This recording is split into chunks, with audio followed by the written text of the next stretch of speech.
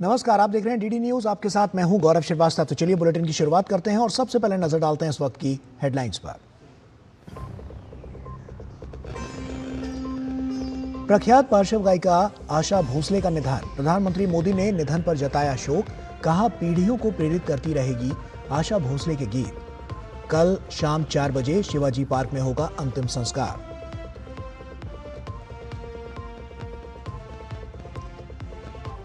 पश्चिम बंगाल में चुनाव प्रचार चरम पर। अपने चुनावी दौरे के दूसरे दिन प्रधानमंत्री नरेंद्र मोदी ने सिलीगुड़ी में विशाल विजय संकल्प सभा को किया संबोधित। कहा, टीएमसी ने मां माटी और मानुष से किया विश्वासघात।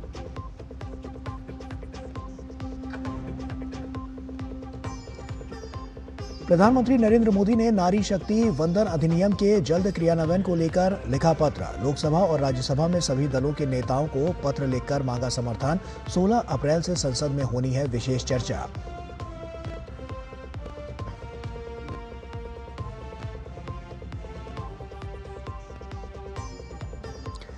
बिहार में नया मुख्यमंत्री चुनने की कवायद तेज। जेडीयू के कार्यकारी अध्यक्ष संजय कुमार झा ने बताया, 13 अप्रैल के बाद शुरू होगा नई सरकार गठन की प्रक्रिया।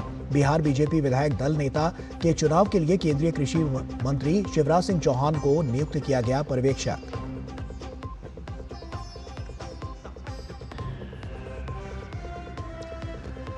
और पश्चिम एशिया में शांति को लेकर अमेरिका और ईरान के बीच बेनतीजा रही बातचीत। जेडी वेंस ने कहा, अमेरिका ने दिया था अपना अंतिम और सर्वश्रेष्ठ प्रस्ताव। ईरान ने कहा, 2 अहम मुद्दों पर मतभेद के चलते नहीं बन पाई सहमति।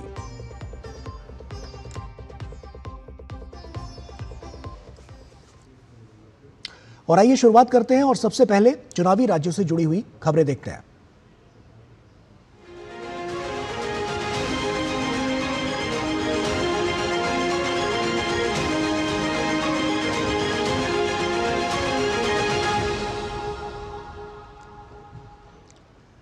प्रधानमंत्री नरेंद्र मोदी ने पश्चिम बंगाल के सिलीगुड़ी में एक रैली को संबोधित किया।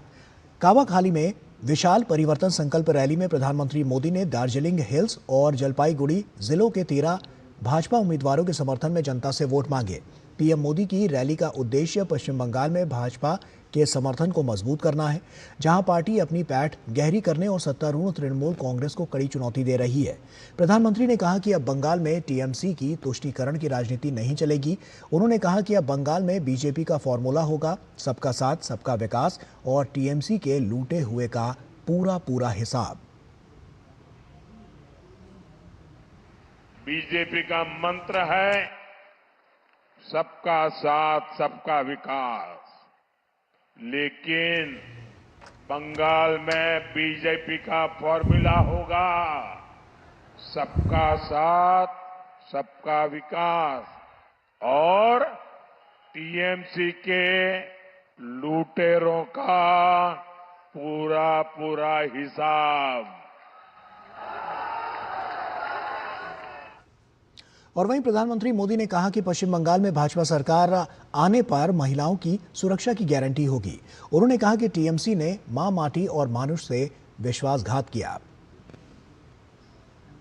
हर बहन बेटी को एक गारंटी दी। रेप केस हो, अन्य अत्याचार हो, बीजेपी सरकार हर केस में न्याय दिलाकर रहेगा। हमारी बहनों बेटियों को पूरी सुरक्षा मिले, इसके लिए हर ब्लॉक में महिला थाने, महिला सहायता डेस्क बनाने की योजना है। बंगाल पुलिस में बेटियों की अधिक से अधिक भर्ती हो, ये काम भी बीजेपी सरकार करेगी। साथियों, टीएमसी ने मां माटी मानुष तीनों से विश्वासघात किया है। और तमिलनाडु विधानसभा चुनाव को लेकर भाजपा ने अपनी पूरी ताकत झोंक दी है। प्रधानमंत्री नरेंद्र मोदी 13 अप्रैल की शाम को तमिलनाडु के बीजेपी कार्यकर्ताओं के साथ मेरा बूथ सबसे मजबूत संवाद करने वाले हैं। इससे पहले प्रधानमंत्री मोदी ने तमिलनाडु के बीजेपी कार्यकर्ताओं की जमकर सराहना की है। उन्होंने सोशल मीडिया पर अपने संदेश में लिखा कि मुझे अपने तमिलनाडु के बीजेपी कार्यकर्ताओं पर बहुत गर्व है, जिन्होंने डीएमके के खराब शासन को बेनकाब किया है और राज्य के लिए एनडीए के विकास के विजन के बारे में विस्तार से बताया है। 13 तारीख की शाम को मेरा बूथ सबसे मजबूत संवाद के दौरान मैं मेहनती कार्यकर्ताओं से बातचीत करूंगा।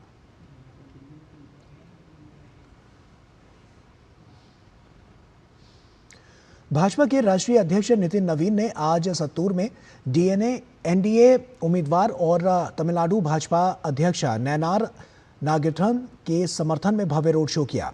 रोड शो के दौरान नितिन नवीन ने कहा कि एनडीए पूरी तरह से एकजुट है और यहां मिलकर चुनाव लड़ रही है।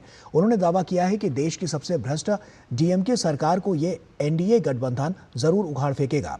मुख्यमंत्री एमके स्टालिन के तमिलनाडु बनाम दिल्ली वाले बयान पर नितिन नवीन ने तीखा पलटवार करते हुए कहा, यह भ्रष्टाचार बनाम गुड गवर्नेंस का चुनाव है। नारायण के जिस प्रकार से पूरी एनडीए इंटैक्ट होकर यहाँ चुनाव लड़ रही है, निश्चित रूप से डीएमके के करप्ट सरकार को, देश की सबसे करप्ट गवर्नमेंट को एनडीए की ये कंबाइंड अलायंस पूरी तरह से उखाड़ फेंकेगी और अपने नारायण निश्चित रूप से एक बड़े जीत से यहाँ पर चुनाव जीतेंगे। ये पूरी तरह से करप्शन वर्सेज सुशासन का चुनाव है। करप्शन के साथ डीएमके खड़ी है और एनडीए सुशासन एंड गुड गवर्नेंस के लिए खड़ा है।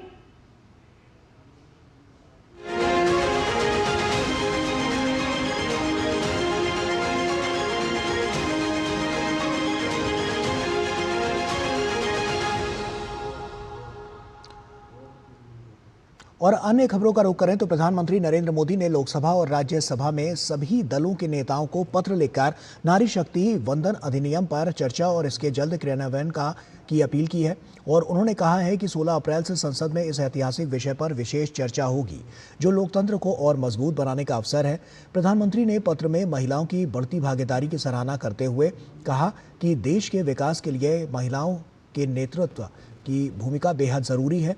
और उन्होंने बताया कि इस कानून के तहत संसद और विधानसभाओं में महिलाओं के लिए आरक्षण लागू करना समय की मांग है। सरकार का लक्ष्य है कि 2029 के लोकसभा और विधानसभा के चुनाव में महिलाओं को आरक्षण का लाभ मिले। इसीलिए प्रधानमंत्री ने सभी दलों से एकजुट होकर इस ऐतिहासिक कदम को सफल बनाने के लिए समर्थन की अपील की है। उन्होंने इसे देश की 140 करोड़ जनता और महिलाओं के सशक्तिकरण की दिशा में एक महत्वपूर्ण उपलब्धि बताया। 16, 17 और 18 अप्रैल को लोकसभा और राज्यसभा में नारी शक्ति वंदन अधिनियम के जल्द क्रियान्वयन को लेकर होने वाली चर्चा के लिए भाजपा ने अपने सांसदों को व्हिप जारी किया है। इस 3 लाइन के व्हिप में सांसदों को सदन में मौजूद रहने के लिए कहा गया है। साथ ही कहा गया है कि सख्ती से इस व्हिप का पालन किया जाए। सांसदों को निर्देश दिया गया है कि इन 3 दिनों में सदन में सांसदों की लगातार उपस्थिति बनी रहे। संसद में महिला आरक्षण को लेकर संवैधानिक संशोधन बिल इन 3 दिन में सदन में लाए जाएंगे।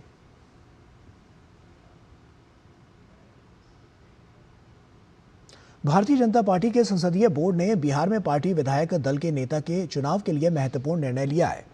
पार्टी ने केंद्रीय कृषि एवं किसान कल्याण तथा ग्रामीण विकास मंत्री शिवराज सिंह चौहान को केंद्रीय पर्यवेक्षक नियुक्त किया है। ये नियुक्ति बिहार में विधायक दल के नेता के चयन की प्रक्रिया को सुचारू और पारदर्शी ढंग से संपन्न कराने के उद्देश्य से की गई है।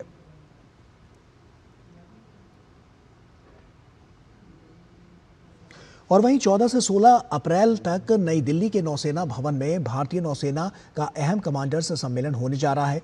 नौसेना के शीर्ष अधिकारी इसमें हिस्सा लेंगे। सम्मेलन में मौजूदा वैश्विक और क्षेत्रीय हालात, खासकर पश्चिम एशिया के तनाव के बीच समुद्री सुरक्षा पर फोकस रहेगा। ऊर्जा आपूर्ति से जुड़े समुद्री मार्गों की सुरक्षा और हिंद महासागर की बढ़ती राजनीतिक प्रतिस्पर्धा पर गहन चर्चा होगी। ब्लू वाटर क्षमताओं के विस्तार, ऑपरेशनल तैयारी, आधुनिक तकनीक, आर्टिफिशियल इंटेलिजेंस और बिना चालक वाले सिस्टम के इस्तेमाल पर जोर रहेगा। साथ ही स्वदेशीकरण और रक्षा उत्पादन में आत्मनिर्भरता को भी आगे बढ़ाने की रणनीति बनेगी। और इस सम्मेलन में तीनों सेनाओं के बीच तालमेल, संयुक्त ऑपरेशन और तेज प्रक्रिया क्षमता को मजबूत करने पर भी फोकस रहेगा। सशस्त्र बलों के समन्वय को नई दिशा देने वाला ये मंच भारत की समुद्री सुरक्षा रणनीति तय करने में अहम भूमिका निभाएगा।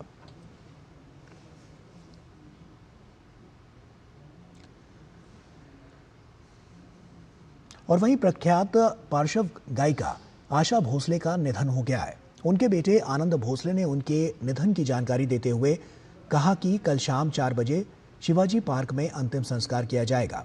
जानकारी के अनुसार कल शाम को उन्हें सीने में इन्फेक्शन और कमजोरी की शिकायत के बाद मुंबई के अस्पताल में भर्ती कराया गया था, जहां उन्होंने अंतिम सांस ली। संगीत की दुनिया में आशा भोसले बड़ा नाम थी। उनके जाने के बाद फिल्म इंडस्ट्री में शोक की लहर है।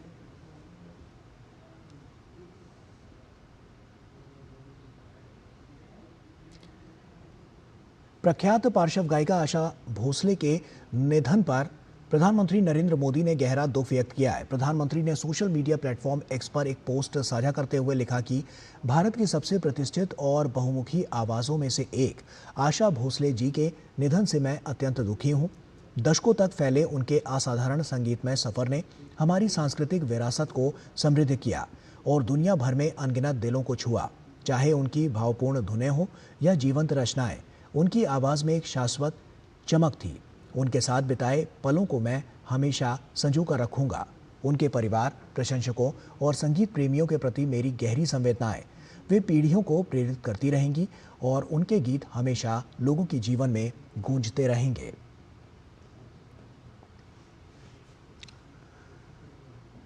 उपराष्ट्रपति सीपी राधाकृष्णन ने मशहूर सिंगर आशा भोसले के निधन पर दुख व्यक्त किया। उपराष्ट्रपति ने सोशल मीडिया प्लेटफॉर्म एक्स पर एक पोस्ट साझा करते हुए लिखा कि महान गायिका आशा भोसले जी के निधन से मैं अत्यंत दुखी हूँ। उनके परिवार, प्रशंसकों और संगीत प्रेमियों के प्रति मेरी हार्दिक संवेदनाएं।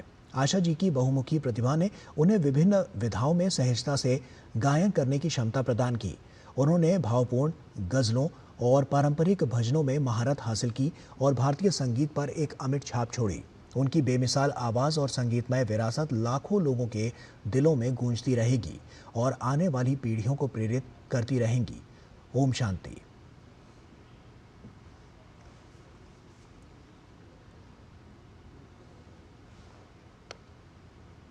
भारत की सुर सम्राज्ञी आशा भोसले के निधन ने पूरे देश को शोक में डुबो दिया है। उनके जाने से संगीत जगत में एक ऐसी रिक्तता उत्पन्न हुई है जिसे भर पाना लगभग असंभव है। हिंदी सिनेमा ही नहीं बल्कि विभिन्न भाषाओं में गाए गए उनके गीतों ने उन्हें वैश्विक पहचान दिलाई। रक्षा मंत्री राजनाथ सिंह ने उनके निधन पर गहरा दुख व्यक्त करते हुए सोशल मीडिया प्लेटफॉर्म एक्स पर पोस्ट शेयर करते हुए लिखा कि भारत की सुर सम्राज्ञी आशा भोसले जी का निधन मेरे लिए अत्यंत पीड़ादायक है। पार्श्व गायिका के रूप में उन्होंने हजारों फिल्मों एवं संगीत एल्बम्स में अपनी आवाज़ दी। उनके गाए हुए गीतों को भारत की कई पीढ़ियों ने सुना और गुनगुनाया है। उनके सुमधुर गीतों की गूंज सदैव बनी रहेगी। आशा भोसले जी का निधन संगीत और जगत के लिए एक अपूरणीय क्षति है। दुख की इस घड़ी में उनके परिवार और प्रशंसकों के प्रति मेरी संवेदनाएं। ओम शांति। मशहूर सिंगर आशा भोसले का 92 साल की उम्र में मुंबई के ब्रीच कैंडी हॉस्पिटल में निधन हो गया। आशा भोसले के बेटे आनंद भोसले ने ये जानकारी दी कि मेरी माताजी का आज निधन हो गया है और लोग कल सुबह 11 बजे लोअर परेल के कासा ग्रांडे में उन्हें आखिरी श्रद्धांजलि दे सकते हैं। आनंद भोसले ने बताया है कि आशा भोसले का अंतिम संस्कार कल शाम 4 बजे शिवाजी पार्क में किया जाएगा। भोसले, मेरी माताजी श्रीमती आशा भोसले, इनका आज निधन हो चुका है। कल सुबह 11 बजे वो जहाँ रहती थी कासा ग्रैंड लोअर परेल, वहाँ पर जिनको अंतिम आनंद भोसले दर्शन लेने हैं वो आप वहाँ आइए और 4 बजे कल दोपहर को शिवाजी पार्क में इनके अंतिम संस्कार होंगे। आशा भोसले के निधन पर केंद्रीय मंत्री पीयूष गोयल ने दुख व्यक्त करते हुए कहा कि वे भारत के रत्नों में से एक थी। अपने गानों से उन्होंने कला और संस्कृति को बढ़ावा दिया। उन्होंने कहा कि मैं प्रार्थना करता हूं कि उनका परिवार इस अपूरणीय क्षति को सहन कर सके। Distressing. She was one of the jewels of India with her rendition of songs. She promoted art and culture. She was very close to Prime Minister Narendra Modi ji also, who held her in very high regard. The sisters, Lata Didi, Usha ji and of course Asha Bhosle ji have made the nation proud with their achievements and their service to art and culture. We will miss her. I pray for her. और केंद्रीय मंत्री नितिन गडकरी ने आशा भोसले के निधन पर दुख जताते हुए कहा कि पिछले कई सालों से आशा भोसले और मेरा बहुत नज़दीकी संबंध रहा है। उनका जाना उनके परिवार और देश के लिए बहुत बड़ा झटका है। भगवान उनके परिवार को ये दुख सहन करने की हिम्मत दे। आशा ताई का और मेरा पिछले अनेक सालों का बहुत ही नज़दीकी संबंध रहा है। आशा ताई ने अपने जीवन में अनेक भाषाओं में अनेक गीत गाए और संगीत के अनेक प्रकार के गीत गाए। सब प्रकार के गीतों में उनकी मास्टरी थी। उन्होंने जो गीत गाए हैं आज भी हम उसको विश्व में इतनी प्रसिद्धि मिली है कि आज पूरे विश्व में उनका नाम पहुंचा है। महाराष्ट्र के मुख्यमंत्री देवेंद्र फडणवीस ने भी आशा भोसले के निधन पर दुख व्यक्त किया है। सबसे वर्सेटाइल आर्टिस्ट के रूप में जिनको जाना गया, ऐसी आशा ताई भोसले, इनका दुखद निधन हुआ है। भारत के इतिहास में उन्होंने जो संगीत की सेवा की है, मंगेशकर परिवार ने जो संगीत की सेवा की है, लता दीदी के रूप में पहला सितारा, पहला तारा लुप्त होते हमने देखा और आज संगीत का दूसरा तारा भी लुप्त हुआ है। ये हम सबको इसका बहुत दुख है। फिल्म डायरेक्टर मधुर भंडारकर ने मशहूर सिंगर आशा भोसले के निधन पर दुख व्यक्त किया है। उन्होंने कहा कि आशा भोसले का भारतीय सिनेमा में योगदान अतुलनीय रहा है और आशा भोसले के साथ काम करना उनके लिए सम्मान की बात थी। दुख हुआ कि आशा ताई हमारे बीच में नहीं रही और एक ऐसी गायिका जो पूरे विश्व में इतनी मशहूर और इतना उन्होंने गाना गाया, इतने सालों से इतने जनरेशन को उन्होंने इंस्पायर किया। बहुत बड़ा हमने एक सिंगर को खोया आज, एक ऐसी सिंगर जो मेरे ख्याल से उनके गाने सुन के हम लोग बचपन से बड़े हुए हैं और हर जनरेशन को, आज हम जिंदगी की बात करें, वो जनरेशन भी आशा ताई के गाने पे, चाहे वो पब में, डिस्को में या जहां पे भी हम देखे, उनके गाने पे थिरकते लोग आज भी उनको याद करते, तो उनको मिस किया जाएगा। आशा भोसले का सफर, सुरों की अनोखी कहानी। 8 सितंबर 1933 को महाराष्ट्र के सांगली में उनका जन्म हुआ। 1943 में पहली मराठी फिल्म माझा बाल से उन्होंने करियर की शुरुआत की। इसके बाद 1960 से 70 का दशक उनके करियर का टर्निंग पॉइंट साबित हुआ। संगीतकार ओपी नैयर के साथ सुपरहिट गाने, आर.डी. बर्मन के साथ उनकी जोड़ी ने इतिहास रचा। कैबरे, गजल, पॉप, शास्त्रीय, हर शैली में उन्होंने महारत हासिल की। 20 से ज़्यादा भाषाओं में 12,000 से ज़्यादा गाने, कई अंतर्राष्ट्रीय कॉन्सर्ट्स, ग्रैमी अवार्ड्स में भी नामांकन।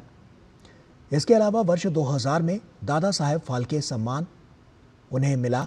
वर्ष 2008 में पद्म विभूषण, 7 बार फिल्म फेयर अवार्ड से भी उन्हें नवाजा गया है और 2 बार राष्ट्रीय फिल्म पुरस्कार भी उन्हें मिल चुका है।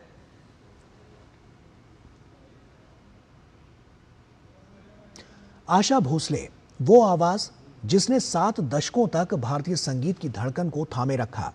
कभी मखमली सी नजाकत तो कभी रॉक एंड रोल का जोश। आशा भोसले सिर्फ एक नाम नहीं बल्कि सुरों का वो समंदर है जिसकी हर लहर में एक नया एहसास है। आइए देखते हैं आशा भोसले की जिंदगी का ये सफर।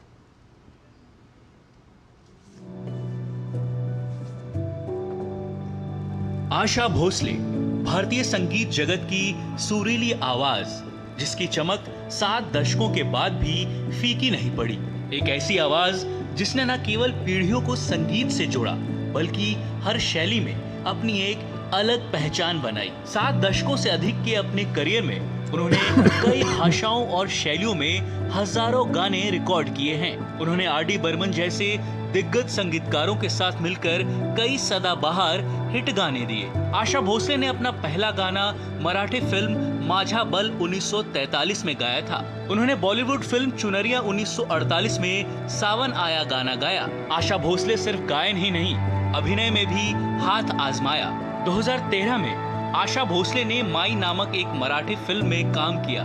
आशा भोसले का नाम Guinness book of world record में भी दर्ज है। 2011 में सबसे अधिक स्टूडियो रिकॉर्डिंग के लिए उनका नाम Guinness book of world record में दर्ज किया गया था।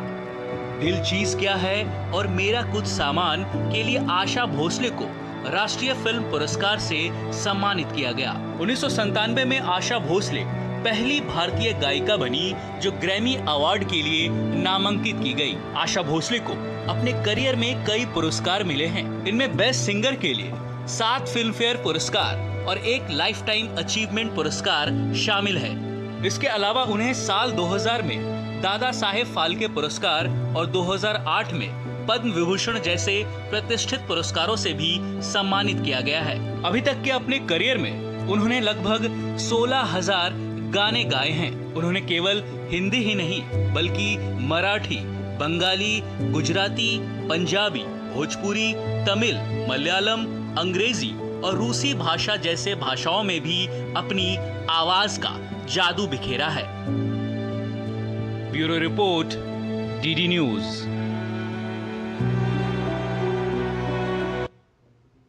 और वक्त यहाँ पर एक छोटे से ब्रेक का हो गया है, जल्द हाजिर होता है।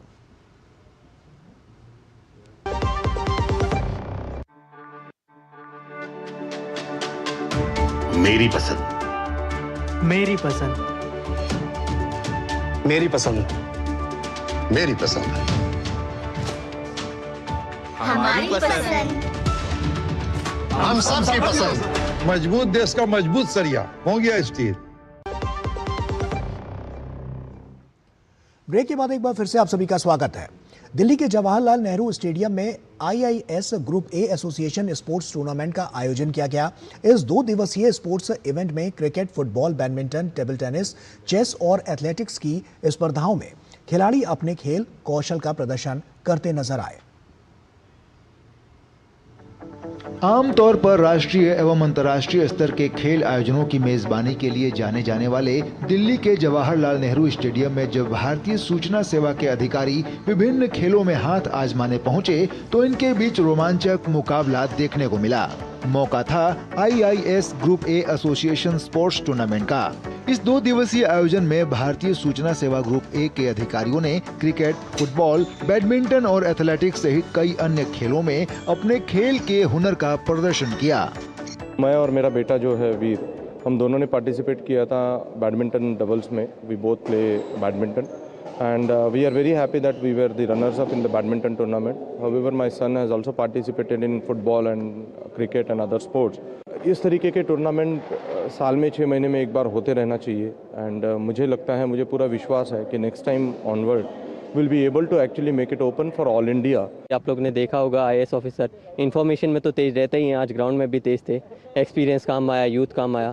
जो हमारा मोटिव था IAS एसोसिएशन का ये फेस्ट कराने के चक्कर पे वो ये था कि आपको एक तो खेल कूद में आप आगे बढ़ते हैं, आपकी फिटनेस तरोताज़ा होती है, साथ ही जो सीनियर बैच और जूनियर बैच है उनके बीच का जो गैप होता है वो ब्रिज होता है। हमारे Indian information service officers association ने ये ऑर्गेनाइज़ करवाया टूर्नामेंट। इससे ये हुआ कि अपने जो भी लाइफ में लोग इधर उधर बिज़ी रहते हैं, जॉब में बिज़ी रहते हैं, अपनी लाइफ में ये मतलब ऐसे बिज़ी रहते हैं, तो उसके वजह से क्या है कि लोगों से मिंगल होने का, उन सब के बारे में जानने का और उसके बाद ऐसे कुछ मोमेंट्स मतलब लोगों के साथ करने, शेयर करने का एक अपॉर्चुनिटी मिलता है।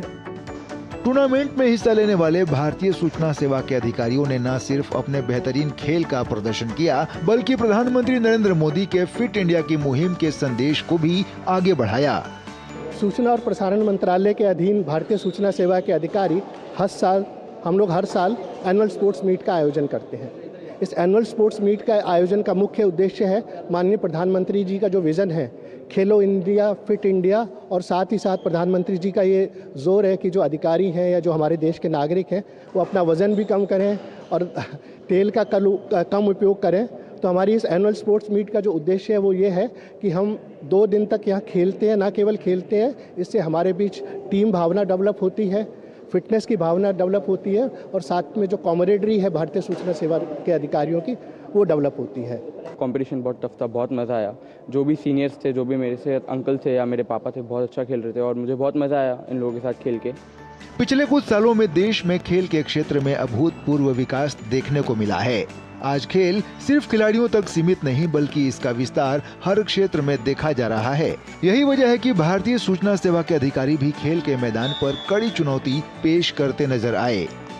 खेल अब सिर्फ जीत और हार तक सीमित नहीं बल्कि अब फिटनेस और रोजमर्रा की भागदौड़ भरी जिंदगी में तनाव से राहत पाने का एक प्रभावी माध्यम बनता जा रहा है। यही वजह है कि IIS group A association sports tournament में आयोजित विभिन्न खेल प्रतियोगिताओं में प्रतिभागियों का उत्साह, जोश और बड़ी संख्या में भागीदारी देखने को मिली। कैमरामैन उत्तम के साथ मैं सुशील कुमार, DD न्यूज, दिल्ली। और इसी के साथ फिलहाल इतना ही, दीजिए इजाजत, नमस्कार।